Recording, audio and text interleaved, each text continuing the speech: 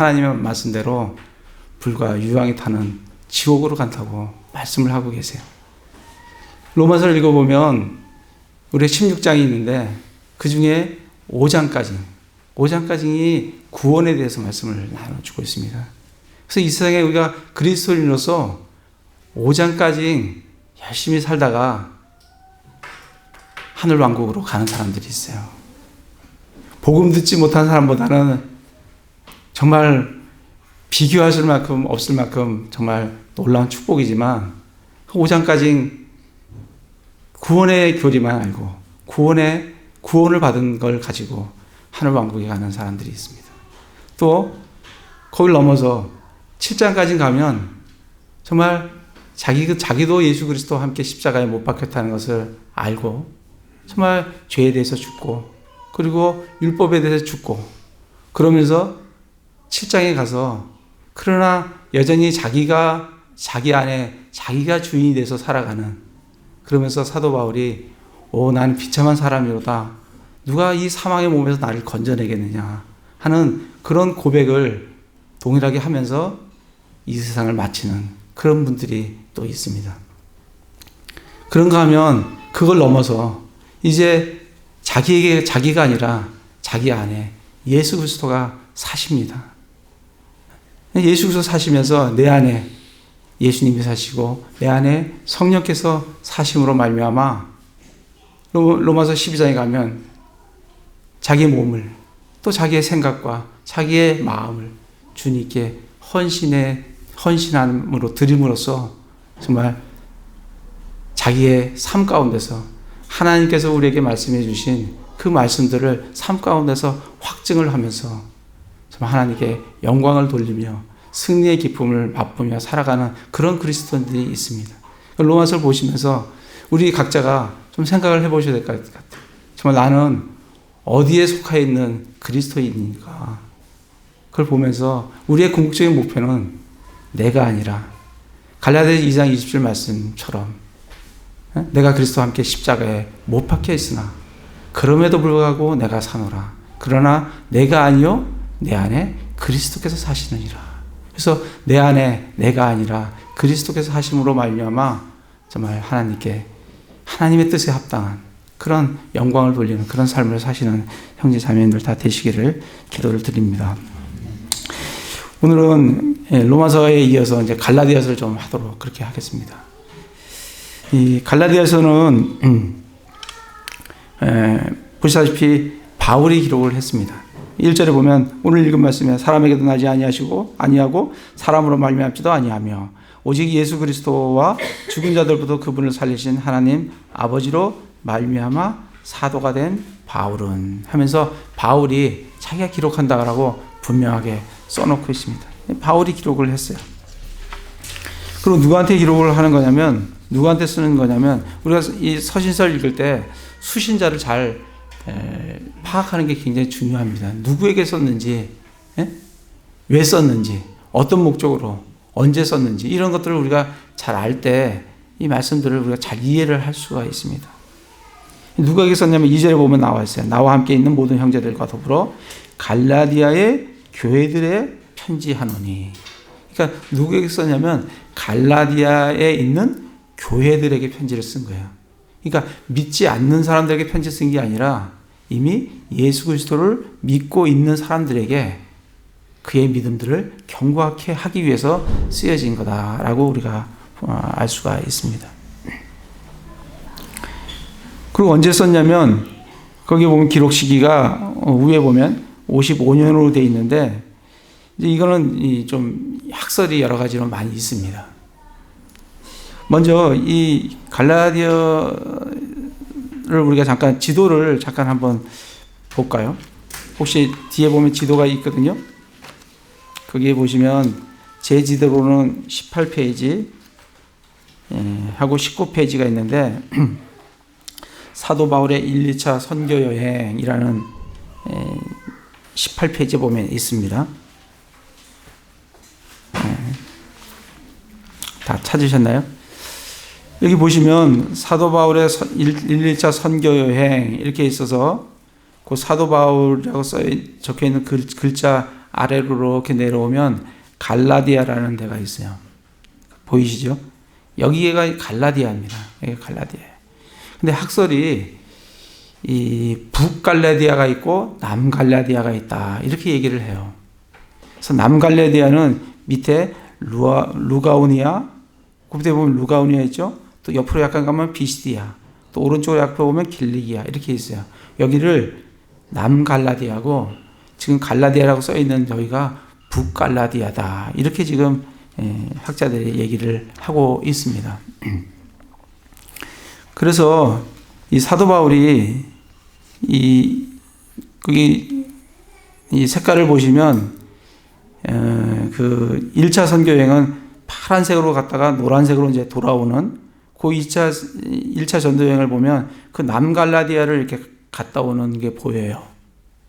그리고 2차 선교 여행은 빨간색으로 출발을 해서 초록색으로 이렇게 돌아오게 되는데, 그때에도 이렇게 육지를 이렇게 거쳐서 남갈라디아를 이렇게 다녀온 것 같이 이렇게 보여주고 있습니다. 그 다음에 이제 3차 전도여행을 가도 보면 뒷장에 있는데 마찬가지로 거기를 거쳐서 이렇게 돌아오는 것을 볼 수가 있습니다. 요걸 지도를 좀 생각을 하시면서 우리 갈라디아서 4장을 잠깐 가보겠습니다. 4장 13절에 보시면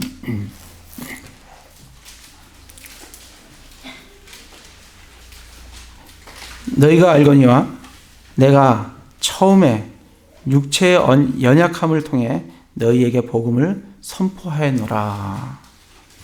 내 육체 안에 나를 시험하는 것이 있었으되 너희가 그것을 없인 여기지도 아니하고 거부하지도 아니하였으되 오히려 나를 하나님의 천사같이 곧 그리스도 예수님같이 받아들였다, 이렇게 얘기를 합니다. 처음에 at the first라고 이렇게 나오는데, 처음이라는 게 나옴으로써 뭘 우리한테 시사해 주냐면, 사도 바울이 갈라디아를 한 번 간 게 아니구나. 뭐 한 번 갔으면 내가 너희에게 방문했을 때 뭐 이렇게 했겠죠. 근데 처음에라는 우리에게 말씀을 주시는 것은 갈라디아를 한 번 방문한 게 아니구나. 한 번 이상을, 두 번을 이상을 방문을 했겠구나. 이렇게 우리가 알 수가 있습니다. 그래서 사도 바울이 갈라디아를 언제 방문을 했는지 우리가 잠깐 좀 보도록 하겠습니다. 사도행전을 좀 가보도록 하겠습니다. 사도행전 13장을 보겠습니다.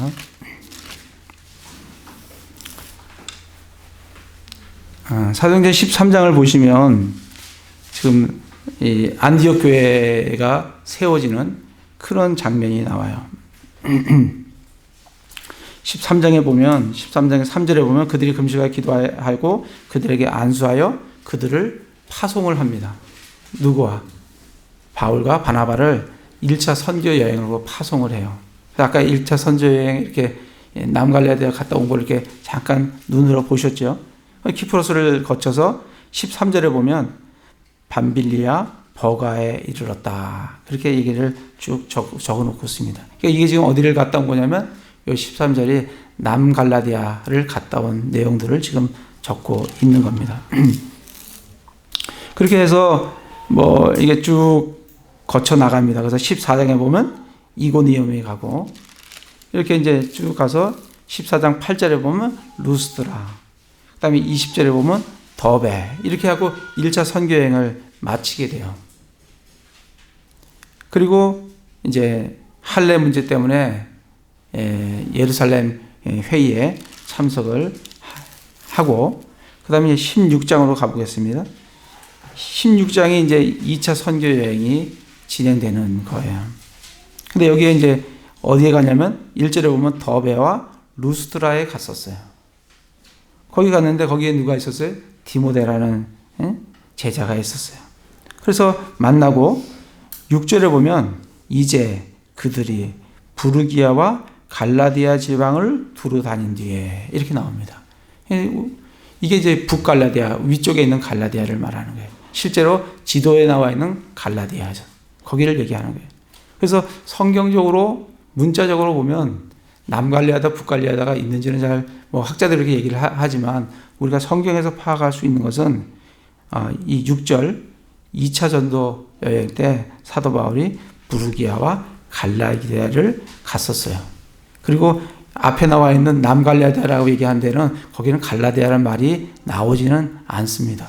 그래서 첫 번째 간 거는 2차 선교 여행 때 16장 6절에 갈라디아 지방을 방문을 합니다. 그리고 쭉 이제 넘어가서 빌립보 지방으로 갔다가 17장에 가면 데살로니카로 가게 돼요.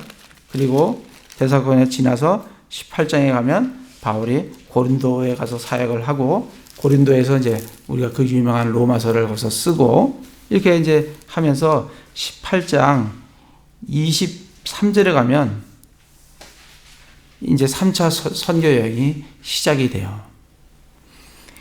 23절에 보면 거기서 얼마를 지낸 뒤에 안디옥에 돌아와서 이제 얼마를 지냈습니다. 지낸 뒤에 떠나서 갈라디아와 브리기아의 온 지방을 차례로 다니며 모든 제자들을 강하게 하니라. 그래서 어디를 또 지나냐면 3차 전도여행 아까 보시다시피 갈라디아 윗지방을 이렇게 지나가지고 그래가지고 이제 거기에 누가 있었어요? 모든 제자들이 있다는 거예요. 그러니까 북쪽 갈라디아 그쪽 지방에도 복음이 이미 전파돼서 이미 거기에 제자들이 있었다는 거예요. 그래서 이 갈라디아가 뭐 언제 쓰여졌느냐?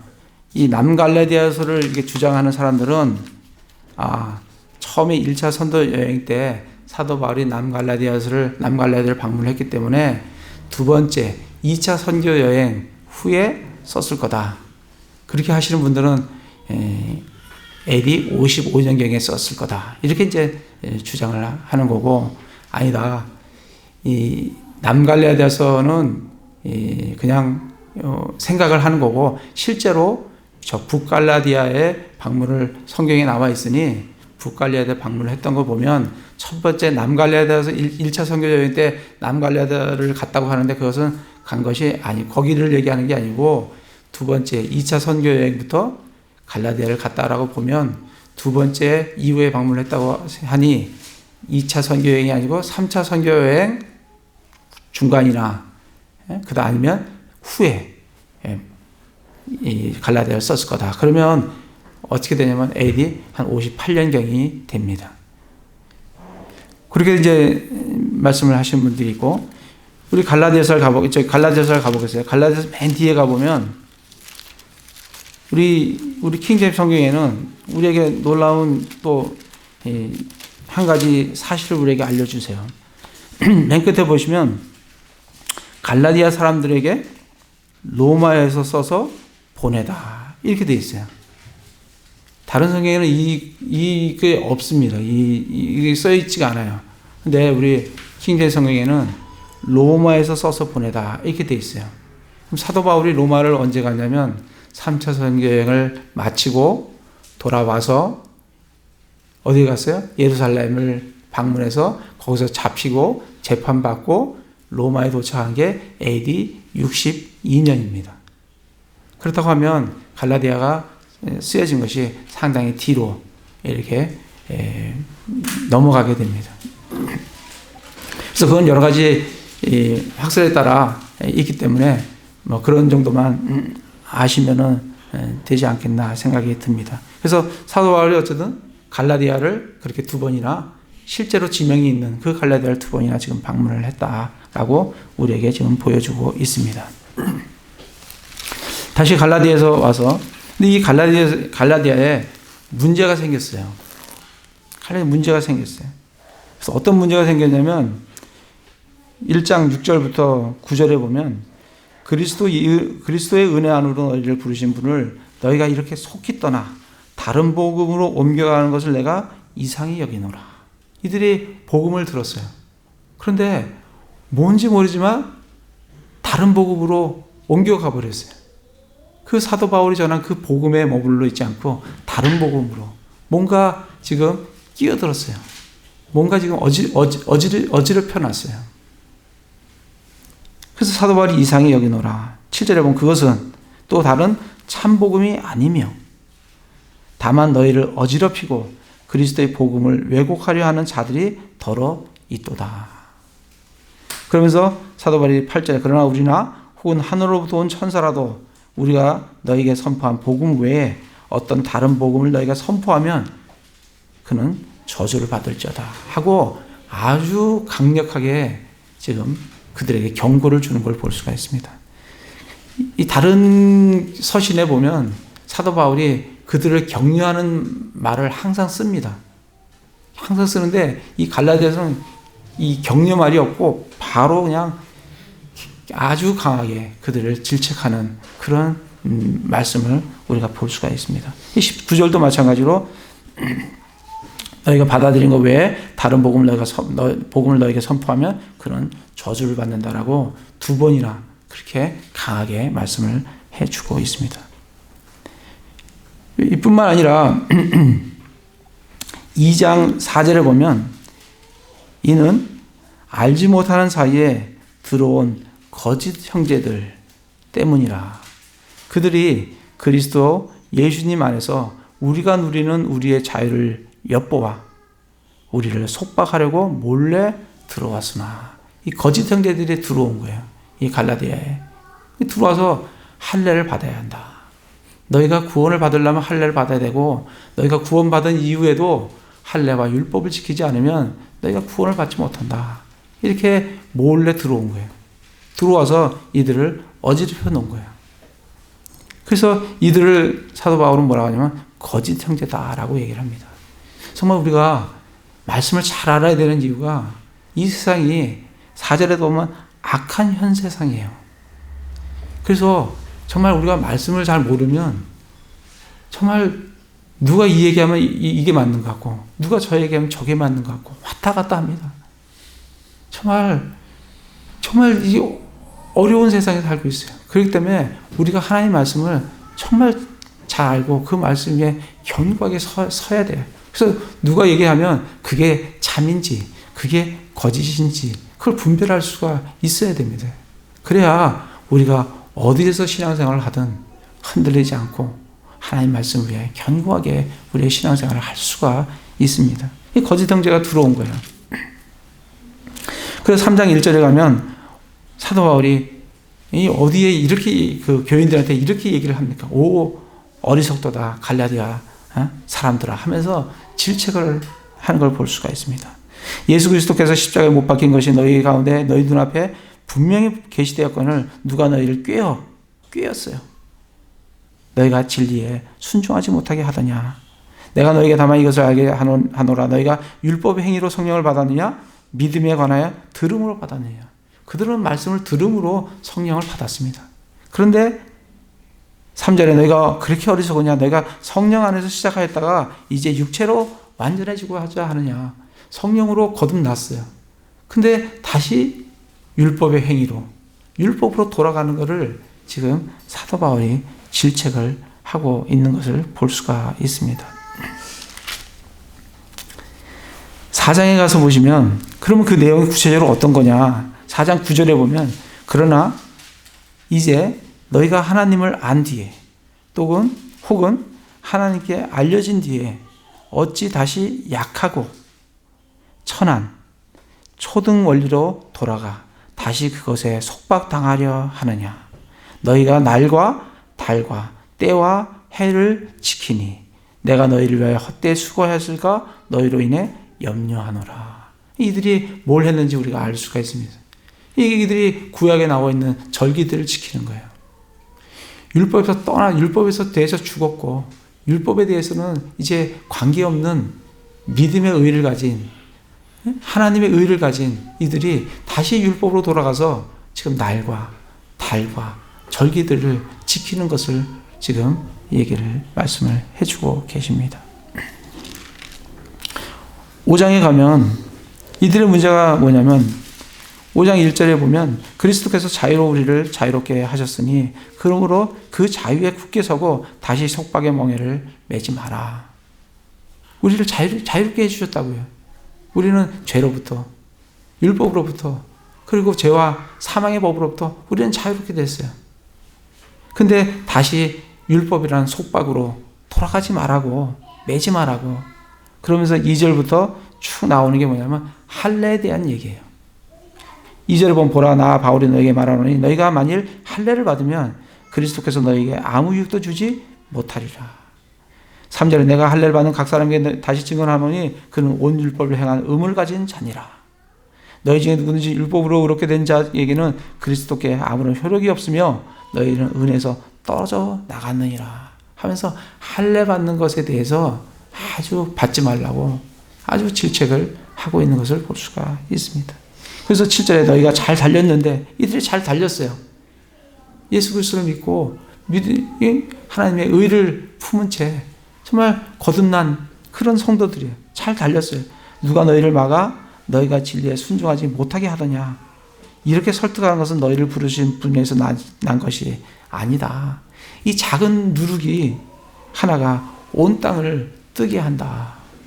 정말 우리도 참 조심해야 되는 게 우리도 우리 형제자매들이 저를 포함해서 우리가 하나님 말씀을 잘 알아야 되는 것 중에 이유 중에 하나가 우리 사도 바울이 이렇게 말씀을 전하고 가르치고 세운 교회에도 누룩이 들어왔는데 하물며 우리 교회가 누룩이 안 들어오겠습니까? 에? 누룩이 들어오죠. 그거를 우리 형제자매들 철교에서 말씀을 잘 보고 어떤 누룩이 들어왔는지 어떤 거짓 형제가 들어왔는지 그거를 잘 보고 배척해야 되는 거예요. 쫓아내야 되는 거예요. 그걸 하기 위해서 우리는 하나님의 말씀을 정확하게 올바로 잘 알아야 된다라고 말씀을 해주고 있습니다. 그래서 5장 1절부터 여기까지는 계속해서 할례에 대해서 얘기를 해주고 있어요. 6장으로 넘어가 보겠습니다. 6장 12절에 보면 육신으로 잘 보이고자 하는 자들이 너희로 하여금 억지로 할례를 받게 함은 단지 그리스도의 십자가로 인한 핍박을 받지 아니하려 함이라. 이들에게 할례를 이렇게 한 것은 할례를 받으면 그때 당시에 유대인들로부터 핍박을 안 받습니다. 사도 바울이 그렇게 가는 곳마다 핍박을 받은 것은 유대인들한테 너희들 예수 그리스도를 믿으면 너희 유대인이라 할지라도 너희들 할례 받지 마라. 네 자녀들에게 할례 주지 마라. 모세 율법 지키지 마라라고 강력하게 복음을 전했기 때문에 사도 바울이 그렇게 핍박을 받은 거예요. 근데 반면에 예루살렘에 있는 야고보 같은 경우에는 성전 예배 갈 것 다 지켰어요. 그래서 실제로 예루살렘에 있는 이 사도들은 핍박 별로 안 받았습니다. 예. 그들은 그리스도이면서 율법의 모든 것을 다 지킨 사람들이에요. 그래서 그를 핍박을 안 받았다고요.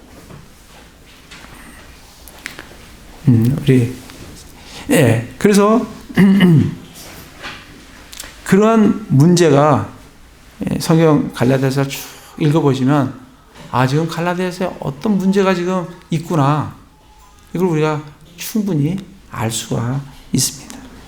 그래서 사도 바울이 갈라디아서를 쓴 목적이 뭐냐면 2장 16절에 보면 사람이 율법의 행위로 의롭게 되지 아니하고 오직 예수 그리스도의 믿음으로 되는 줄 알므로 우리도 예수 그리스도를 믿었나니 이것은 우리가 율법의 행위가 아니라 그리스도의 믿음으로 의롭게 되고자 함이라.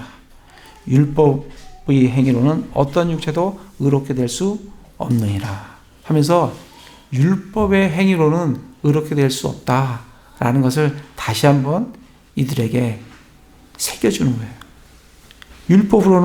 율법의 행위로는 의롭게 될 수가 없다. 그러면 구원받은 사람들은 어떻게 살아야 되는 거냐? 3장 11절에 보면 그러나 하나님 눈앞에서는 아무도 율법으로 의롭게 되지 못할 것이 분명하니 의인은 믿음으로 살리라 하였느니라. 의롭게 된 사람들은 뭐로 살아야 되냐면 율법의 행위로 사는 것이 아니라 믿음으로 살아간다. 그거를 이들에게 알려주기 위한 거예요. 로마서에 우리가 지난번까지 로마서를 공부했는데 로마서에 보면 로마서 1장 17절 말씀이 로마서 전체의 주제라 그랬어요. 로마 1장 17절에 뭐라고 되어 있습니까?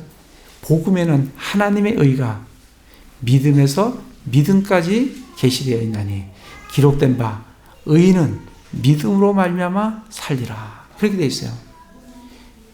거기서 믿음이 두 번 나오는데 첫 번째 믿음이 우리를 의롭게 해주는 믿음이에요.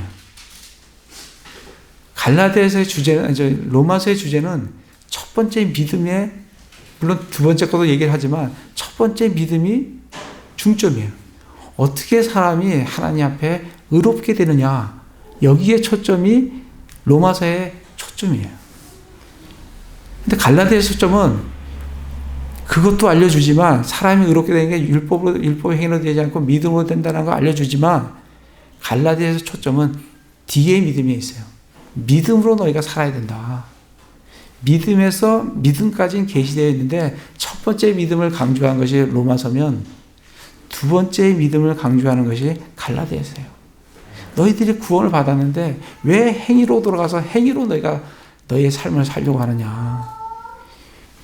구원받는 것도, 의롭게 되는 것도 믿음으로 되는 거고, 그리고 믿은 후에 의인이 살아가는 것도 율법의 행위가 아니라 믿음으로 살아간다 하고, 믿음으로, 의인은 믿음으로 살리라 하는 이 뒷부분에 강조가 되어 있는 게 갈라디아서입니다. 그러니까 같은 걸 얘기를 하지만 로마서의 초점과 갈라디아서의 초점이 다른 것을 우리가 볼 수가 있어요.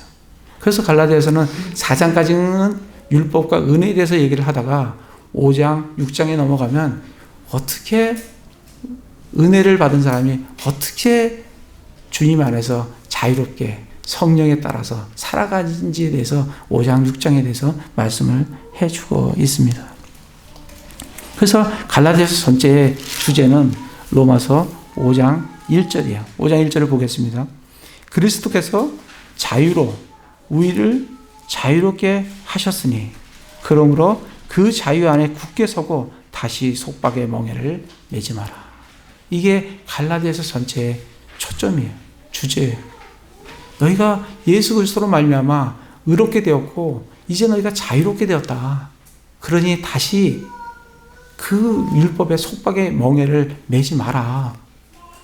이거를 그들에게, 갈라디아 교인들에게 알려주기 위해서 이 갈라디아서를 썼습니다.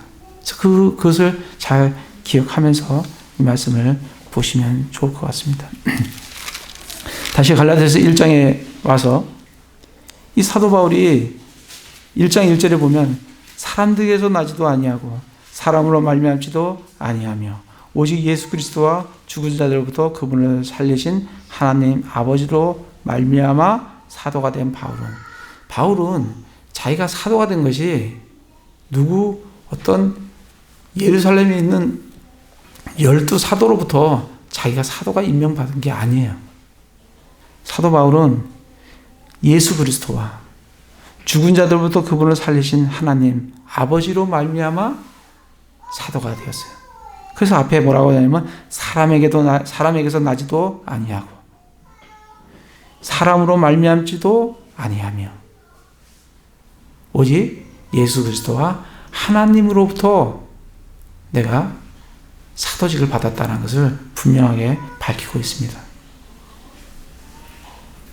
11절에 보시면 1장 11절에 보면 그러나 형제들아 내가 너희에게 확실히 알리노니 내가 선포한 복음은 사람을 따라 나지 아니하였느니라. 이 사도 바울이 복음을 선포했는데 이 복음은 사람에 따라 나지 않았어요. 나는 그것을 12절에 보면 나는 그것을 사람에게서 받지도 아니하고 배우지도 아니하였으며 다만 그것은 예수 그리스도의 계시로 말미암았느니라. 사도 바울이 전파한 그 복음은 사도 바울이 베드로에게 배운 게 아니에요.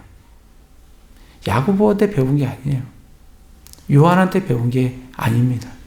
그걸 아니라고 지금 내가 선포한 것은 사람에게 난 것도 아니고 사람에게서 받은 것도 아니라는 거예요.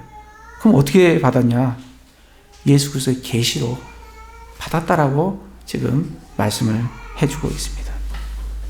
그래서 15절에 보면 그러나 내 어머니의 태로부터 나를 구별하시고 자신의 은혜로 나를 부르신 하나님께서 자신의 아들을 내 안에 계시하사 내가 그분을 이교도까지 선포하는 것을 기표하실 때에 즉시 혈육과 의논하지 아니하였고 예루살렘으로 나보다 먼저 사도가 된 자들에게 올라가지도 아니하였으며 오직 아라비아로 들어갔다가 다시 다마스쿠스로 돌아갔노라.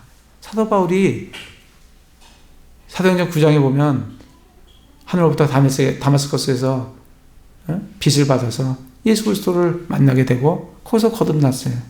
주여 내가 무엇을 하리이까?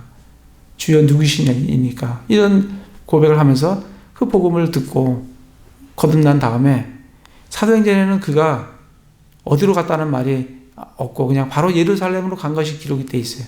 그런데 갈라디아서에서는 그 사이에 사도 바울이 어디에 갔다는 것을 명기를 해놓고 있습니다. 사도 바울은 예루살렘으로 간 게 아니에요. 예루살렘으로 나보다 먼저 사도가 된 자들에게 올라가지 아니했다고 했잖아요. 그럼 어디로 갔냐면 아라비아로 먼저 들어갔어요. 그래서 추정하기를 이 아라비아에 가서 사도 바울은 아마 계시를 받았을 거다. 그래서 신약 교리를 다 완성을 했을 거다. 그렇게 지금 설명을 하고 있습니다. 거기 가서 계시를 받고 그리고 다시 다마스쿠스로 돌아간 다음에 그 다음에 3년 뒤에 베드로를 만나러 지금 예루살렘에 갔다라고 이 내용을 지금 이 갈라디아서에 적고 있습니다. 사도 바울은 받은 복음이 이 베드로나 사람에게서 받은 게 아니에요. 그들한테 배운 게 아니에요. 오히려 베드로와 요한과 야고보가 사도 바울한테 복음의 내용을 전달받았어요. 그들이 배웠어요. 그래서 서신서가 먼저 기록되고 복음서가 나중에 기록되었습니다. 사도 바울의 서신서가 먼저 기록됐어요. 그래서 2장에 보시면 그 뒤 14년이 지나서 이제 이게 예루살렘 공회 때 올라간 내용이에요. 14년이 지나서 내가 바나바와 함께 디도를 데리고 다시 예루살렘에 올라갔는데 내가 계시로 말미암아 올라가 내가 이방인들 가운데 선포하는 그 복음을 그들에게 전달했다잖아요. 그들이 누구냐면 이 사도들이에요. 사도들에게 내가 복음을 전달했는데 명성 있는 자들, 이 사도들이죠. 개인적으로 하였으니 이것은 어찌하든지 내가 다름질하는 것이나 다름질하는 것을 헛되지 아니하게 하람이라. 그래서 올라가서 누구에게? 사도들에게 사도 바울이 오히려 복음을 알려준 거예요.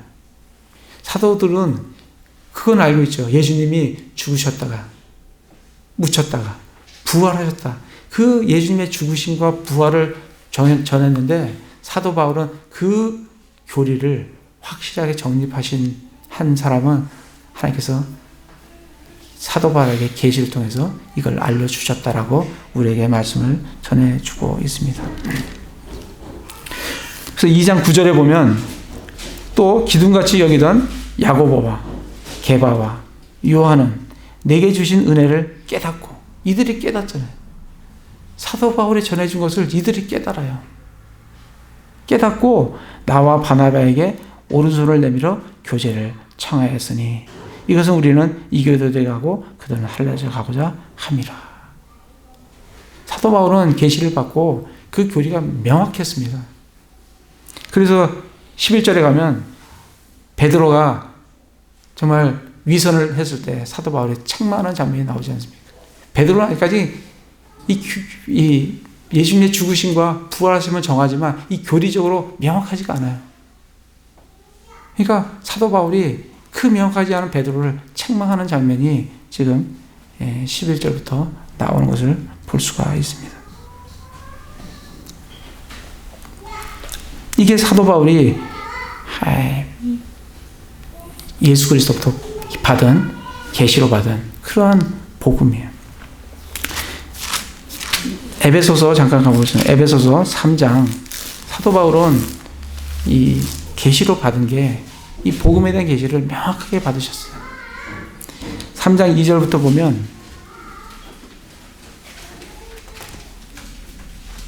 1절부터 읽어보겠습니다. 이런 까닭에 너희 이방인들을 위해 예수 그리스도로 갇힌 자 된 나 바울이 말하노니 너희를 위해 내게 주신 하나님의 은혜의 경륜을 너희가 들었으리라. 그 계시로 그분께서 내게 그 신비를 알리셨나니 계시로 신비를 알려주셨어요. 이 복음의 신비예요. 이게 신비를 그것은 내가 전에 몇 마디로 적은 것과 같으니라.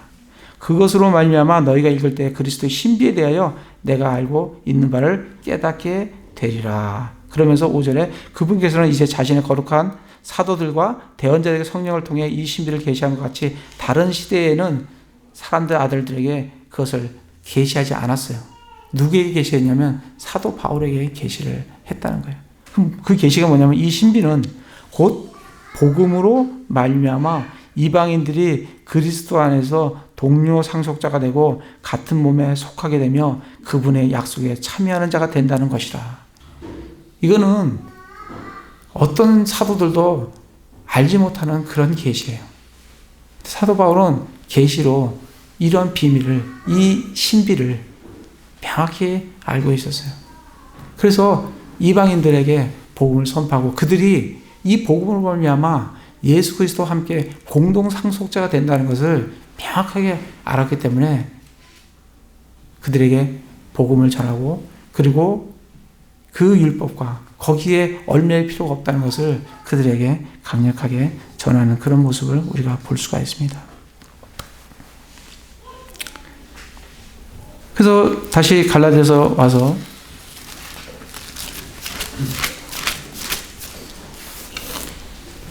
갈라디아서 보시면 사도 바울이 6절부터 너희가 그리스도 예수 안으로 너희를 부르신 분을 너희가 이렇게 속기를 떠나 다른 복음으로 옮겨가는 것을 내가 이상히 여기노라. 그것은 또한 다른 참 복음이 아니며 너희를 어지럽히고 그리스도의 복음을 왜곡하려는 자들이 더러 있도다. 그래서 우리는 참 복음이 뭐고 다른 복음, 참 복음, 그리스도의 복음이 뭐고 다른 복음이 뭔지 우리는 이 복음을 명확히 우리가 깨닫고 알고 확신하고 있어야 돼. 그래야 어디 가서도 누가 어떻게 우리를 꾀도 우리는 말씀으로 그것을 명확하게 그들에게 제시를 하면서 그들의 혼을 구원할 수 있는 그런 사람으로 우리가 견고하게 서야 될 줄로 생각을 합니다. 그래서 우리는 로마서 지나가니까 로마서를 했어요. 로마서 1장을 가보겠습니다. 다시 한번 리뷰를 하면서 로마서 1장에 보면 복음에 대해서 우리에게 말씀을 전해주고 계세요. 로마서 1장에 보면 예수 그리스도 종 1장 1절 예수 그리스도 종 바울은 사도로 부르심을 받아 하나님의 복음을 위해 구별되었어요. 하나님의 복음을 위해 구별된 사람이에요. 그러면서 복음을 설명하면서 이 복음은 그분께서 자신의 대언자들을 통하여 거룩한 성경 기록들에 미리 약속하신 것이다. 첫 번째는 이 복음은 하나님께서 자신의 대언자들을 통해서 거룩한 성경 기록들에 미리 약속하신 거예요. 그래서 우리는 성경 기록을 잘 보면 이 복음의 내용을 우리가 알 수가 있습니다. 3절에 보면 자신의 아들 예수 그리스도 우리 주에 관한 거예요. 자신의 아들, 하나님의 아들 예수 그리스도. 그래서 첫 번째 보여주는 것은 예수 그리스도가 누구라고요? 하나님의 아들이라고요. 하나님의 아들은 하나님이세요. 그러니까 예수님은 하나님이시라고요. 우리가 예수님이 어떤 분이냐? 예수님은 하나님이시다는 것을 우리 마음속에 명확한 정말 개념을 갖고 계셔야 됩니다. 예수님은 하나님의 아들로서 하나님이세요. 근데 그분께서는 육체로는 다윗의 씨에서 나셨고, 근데 이 하나님이 태어나셨는데 육신으로 태어나셨어요. 그 육신을 가지고 태어나셨어요. 그리고 그분은 어디서 태어났냐면 다윗의 씨에서 태어나셨어요. 그리고 거룩한 영으로는 죽은 자들부터 부활하심으로 하나님의 아들로 권능 있게 밝히 드러나셨느니라. 예수님은 하나님이시며 육신을 입고 오셨으며 나의 죄를 위해서 십자가에서 죽으셨어요. 그리고 피 흘리셨어요. 그리고 부활을 하셨어요. 그래서 부활하심을 통해서 예수님이 하나님의 아들이시다 하는 것을 권능 있게 밝히 드러내 보여주셨습니다. 이게 복음의 내용이 다예요. 복음의 내용은 축약하면 하나님이신 예수님이 육체로 오셔서 나의 죄를 위해서 십자가에서 피 흘려 죽으시고 그분이 부활하심으로 말미암아 나의 의로움을 확증의 보증으로 보여주셨다. 그 내용을 그 예수님을 내가 받아들이고 믿을 때 나에게 구원이 있다라고 말씀을 해주고 계십니다. 그래서 정말 우리가 예수님이 하나님이시라는 것은 구약에 보면 예수님을 여자의 씨에서 나겠다라고 말씀을 해주시고 실제로 마리아에게서 태어나셨어요. 여자의 씨에서 이 남자가 없이 성령으로 말미암아 잉태해서 수태해서 태어나신 분이 예수님이세요. 여자의 씨예요. 처녀 탄생을 말씀을 해주고 계십니다. 뿐만 아니라 다윗의 후손으로 아브라함과 다윗의 후손으로 오시겠다고 말씀해 주셨어요. 그래서 실제로 마태복음 1장이 전체가 누가복음 전체가 예수님의 그 족보에 대해서 쭉 왜 예수님이 아브라함과 다윗의 자손으로 오셨는지 그걸 우리에게 보여주시는 게 마태복음 1장, 누가복음 3장입니다. 뿐만 아니라 예수님은 베들레헴에서 탄생을 하신다라고 미가서에 분명하게 말씀을 해놓고 계세요. 그래서 예수님은 베들레헴에서 태어나셨어요. 뿐만 아니라 다니엘서에 보면 9장 27절에 보면 예수님은 언제 태어나실 거다. 예루살렘 성벽이 건축대라는 칙령이 나갈 때부터 69일에가 되면 메시아가 오실 것이다 라고 다니엘서에 분명하게 기록을 해놓고 있습니다. 그래서 구약에 능통한 유대인들은 예수님이 언제 오실지 계산을 할 수가 있습니다. 그러니까 69일이면 483년이에요. 그러면 정확하게 이쯤 되겠구나 라고 그들은 판단을 할 수가 있어요. 그래서 침례자 요한이 회개하라 하늘의 왕국이 가까이 왔느니라 라고 얘기할 때 많은 사람들이 몰려드는 이유가 지금 이제 메시아가 올 때가 지금 가까이 왔구나 그들이 알고 있어요. 그렇기 때문에 그들이 침례자 요한한테 그렇게 달려든 거예요. 탄생 시기를 알려주셨어요. 그리고 왕이 오시기 전에 침례자 요한이 전령이 먼저 와서 왕의 길을 예비를 했습니다. 그리고 예수님을 침례를 받으시면서 하늘에서 하나님과 성령께서 예수님이 바로 하나님의 아들이라는 것을 우리에게 밝히 증명해 보여주셨습니다. 그리고 예수님은 이 땅에 사시면서 정말 하나님이시라는 것, 하나님의 아들이시다는 것을 명확하게 기적으로 우리에게 보여주셨어요. 죽은 사람을 살리시고 병든 자를 고치시고 병든 자마 귀머거리, 벙어리, 마귀 들린 자를 고치시고 자연세계들 파도를 잠잠케 하시고 물 위를 걸으시고 그런 것들 보이시면서 메시아가 실제로 해야 될 일들을 다 보이셨어요. 뿐만 아니라 예수님은 자기가 유월절 어린 양으로 죽을 거다. 이사야 53장에 예수님이 어떻게 죽으실 거라는 것을 이미 예언을 해 놓으셨고 또 예수님도 내가 유월절 어린 양으로 죽을 거다. 그랬을 때 예수님은 정확하게 유월절 바로 전날 그것도 3시에 6시 지나면 이제 6월절이 되는 겁니다. 3시에 예수님은 십자가에서 숨을 거두셨어요. 정말 저는 그걸 보면서 만약에 내가 로마 사람이고 내가 믿지 않는 로마 사람이고 유대인이라고 하면 저 같으면 재판을 한 일주일 정도 연기시킬 것 같아요. 예수님이 6월절 어린 양으로 했는데 예수님이 6월절 어린 양으로 안 돌아가시면 예수님은 메시아가 될 수가 없죠. 저 같으면 연기할 것 같아요. 근데 그게 사람의 뜻으로 연기가 되는 게 아닙니다. 그날 그 시간에 그때에 딱 죽으셔야 되는 거예요. 왜냐하면 6월절 어린 양으로 오셨기 때문에. 그리고 예수님이 죽기 전에 나는 3일 후에 부활을 한다 라고 말씀을 하시고 실제로 3일 낮 3일 밤 땅속에 계시다가 부활을 하셨어요. 그리고 부활하신 다음에 40일 동안 자기를 사도들에게 또 여인들에게 그리고 500의 형제들에게 보이셨습니다. 그걸 우리에게 보여주셨기 때문에 우리가 예수님이 하나님의 아들이시구나, 하나님이시구나 하는 것을 우리가 마음속에 확증을 할 수가 있습니다. 예수님이 그분이 하나님이셨구나. 그래서 그분이 나의 죄를 위해서 십자가에 죽으셨구나. 그래서 그분의 죽으심으로 말미암아 또 그분의 부활하심으로 말미암아 내가 의롭게 되는구나. 그것을 우리에게 말씀을 해 주십니다. 로마서 4장을 한번 가보겠습니다. 로마서 4장에 보시면 4장 25절에 보면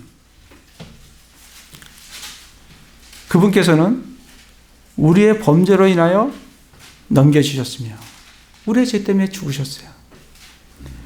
우리의 칭의를 위하여 다시 일으켜지셨느니라. 우리를 의롭다 하시기 위해서 예수님은 부활을 하셨어요. 다시 말하면 예수님이 부활하신 것이 우리 칭의에 대한 보증 수표입니다. 부활하셨다는 것을 통해서 내가 하나님 앞에 의롭다라는 것을 믿음으로 말미암아 의롭게 된다는 것을 보증 수표로 우리가 받은 거라고 말씀을 해주고 계십니다.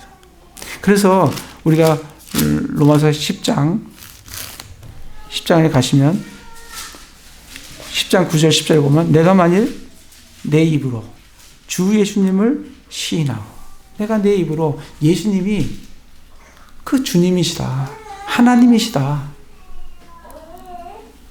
그분이 나의 죄를 위해서 십자가에 죽으시고 부활하신 분이시다 그런 것을 입으로 시인하고 하나님께서 그분을 죽은 자부터 살리신 것을 내 마음속에 믿으면 우리는 구원을 받습니다. 예수님이 하나님이시라는 것을, 그 하나님이시 되신 예수님이 육체로 오셨고 그분이 나의 죄를 위해서 십자가에 달리셨고 내가 그분이 부활하셨고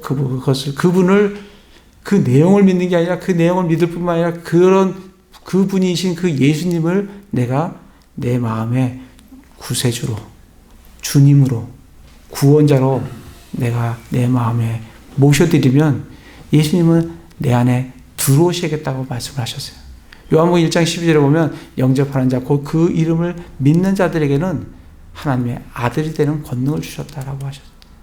우리가 믿는다는 것은 예수님을 나의 구원자로 그 인격체이신 예수님을 내가 받아들이는 거예요.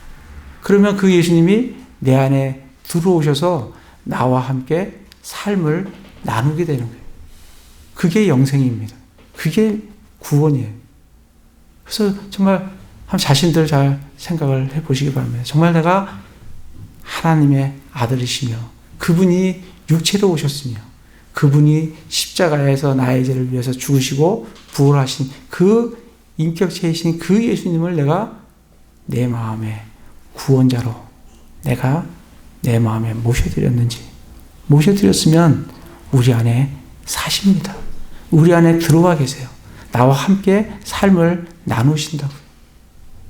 우리는 그분으로 인해서 구원받고 요한일서 5장 11절 12절에 보면 아들이 있는 자에게는 생명이 있고 하나님의 아들이 없는 자에게는 그가 어떠한 사람이든 그에게는 생명이 없다라고 되어 있습니다.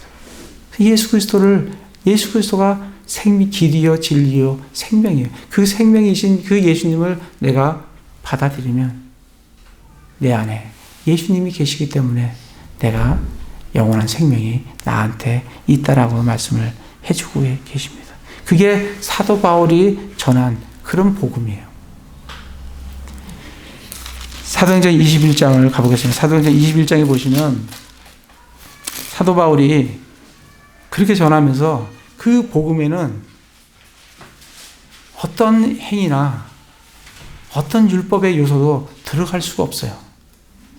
그래서 사도행전 21장 21절에 보시면 그들이 너에 대해 곧 내가 이방인 가운데서 있는 모든 유대인들이 자기 아이들에게 할례를 행하서는 안 되며 또 관례대로 걸어서도 안 된다고 말하면서 그들을 가르쳐서 모세를 저버리게 한다 하는 것에 대해 알게 되었다. 사도 바울은 복음은 율법의 요소가 전혀 들어가지 않습니다. 율법 밖에 있는 하나님의 의예요. 그렇기 때문에 사도 바울은 21절 같이 이방인들에게 있는 유대인들에게 너희가 예수 그리스도를 믿었으면 네 자녀들에게 할례를 행해서는 안 된다. 네 자녀들도 예수 그리스도를 믿으면 할례를 받을 필요가 없다. 율법의 요소는 전혀 들어가서는 안 된다라고 전하면서 복음을 전하면서 핍박을 받은 것을 볼 수가 있습니다. 그 복음이 사도 바울이 전한 그런 복음이에요. 그런데 반면에 우리 갈라디아서 가보면 아까 좀 살펴봤다시피 여러 가지 행위적인 요소들이 많이 들어와 있는 것을 보게 됩니다. 근데 그런 거에 대한 판결은 이미 사도행전 15장에서 이미 판결이 난 것을 우리가 볼 수 있습니다. 나중에 우리가 성경 공부하면서 좀 살펴보도록 하겠습니다. 그래서 갈라디아에서 가르쳐주고 있는 것은 이 은혜와 이 율법이 어떻게 다른 거냐. 요한복음 1장 17절에 모세는 율법은 모세를 통해서 주셨고 은혜는 예수 그리스도를 통해서 주셨어요. 율법은 싹이고 은혜는 선물이에요. 율법은 육신의 행위에서 난 자기 의를 추구하지만 은혜는 하나님으로부터 난 하나님의 의를 추구합니다. 죄를 깨닫게 하고 은혜는 생명과 구원을 줘요. 율법은 그림자예요. 은혜가 본체입니다. 율법 아래 있는 자는 저주 아래 있는 자들이에요. 은혜는 우리에게 복을, 생명을 가져다 줍니다. 그러면서 갈라디아에서 쭉 비교해 놓은 것들이 율법과 은혜에 대해서 비교하면서 너희가 율법으로 다시 돌아가지 마라. 그건 정말 어리석은 일이다. 그것을 갈라디아인들에게 가르쳐 주고 있습니다. 현 시대에도 보면 이렇게 있지만 2000년 전에 이미 이렇게 명확하게 하나님 말씀에 적혀 있는데도 요즘 보시면 안식교구 같은 데 보면 율법으로 지금 돌아가고 있어요. 제가 어저께 이 말씀을 준비하면서 메시아닉 주라는 것을 찾아봤어요. 인터넷 들어가서 한번 메시아닉 주하고 한국어를 이렇게 쳐보세요. 그러면 그들이 어떻게 주님을 섬기는지 섬기는 게 아니에요. 율법의 그 구약의 요소들이 엄청나게 많습니다. 그들은 구약에 있는 모든 율법을 지키면서 예수님을 믿는다는 거예요. 그 복음은 저주받는 복음이라고 사도 바울이 분명하게 기록을 해놓고 있습니다. 그래서 정말 우리는 이 현 세상이 얼마나 악한 세상인지 몰라요. 그런 게 안 믿을 것 같지만 믿는 사람이 그렇게 많아요. 그렇게 딸려간다고. 그렇게 꿰임을 받습니다. 그래서 정말 우리가 이 갈라디아서를 통해서 정말 참 복음이 뭐고 거짓 복음이 다른 복음이 뭔지 그것을 분명히 잘 깨달아서 정말 이 시대에 이 정말 악한 이 시대에 정말 우리가 은혜 가운데 정말 자유로운 가운데 정말 주님을 섬기면서 살아가는 그런 형제 자매들 다 되시기를 기도를 드립니다. 네, 제가 기도하겠습니다.